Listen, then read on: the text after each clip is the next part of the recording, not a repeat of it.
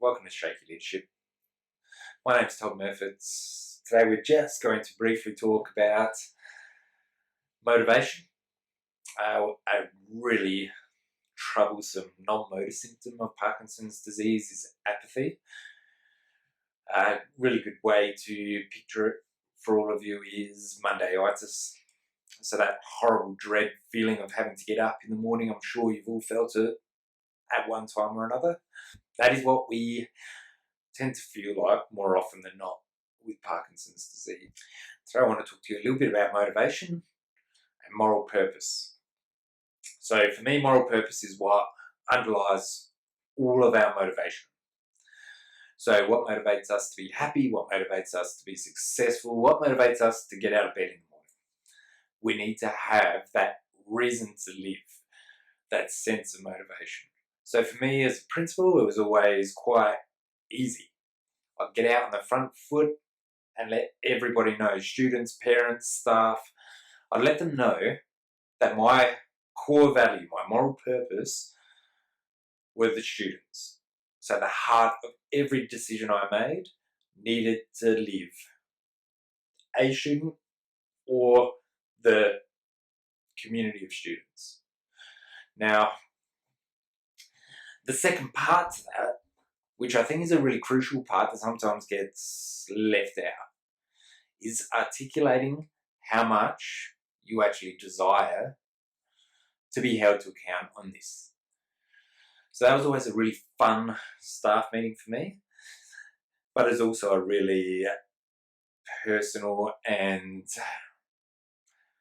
insightful enrollment interview moment for me, which was when I let people know that and I opened up and said, look, you can expect this of me, and if I'm not doing this part of my role, I actually want you to point it out. I want you to come to me and say, Todd, I don't think you've got students at the heart of this decision. Because in busy lives, in stressful work environments, it's very easy to overlook that core moral purpose. And if you haven't articulated that, if you haven't given people permission to challenge you on that, it's very easy to keep going down a path that leaves the moral purpose behind. 3 key takeaways from today. What is your moral purpose? What's your core value that motivates you to get out of bed and to be successful and do what you are doing? Number 2, don't lose sight of that moral purpose. And number 3, in order for you not to lose sight, make sure you articulate to people what your moral purpose is and let yourself be challenged. Invite people to challenge you, not on your moral purpose.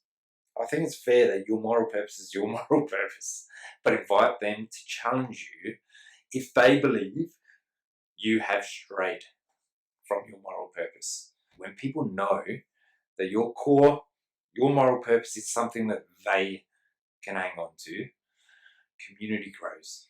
People will be more supportive, people will understand each other, people will have more time for each other.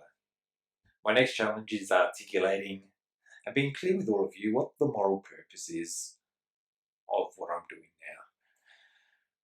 now. Now, I think that's still got some time to evolve. I think the structure of these shows and where they turn into interviews with other people, I think that will evolve. But essentially at the moment, certainly, my moral purpose is to do whatever I can to have a positive impact on someone else's life. So if anything I've said to you today resonates, I'd love it if you could leave a comment. I really thrive on that feedback, and as you've heard, that motivation at the moment is a real struggle to come from inside of me, but I certainly get it from those people who are interacting with me. So keep it up. I really appreciate it. Thanks very much. And until next time, keep moving.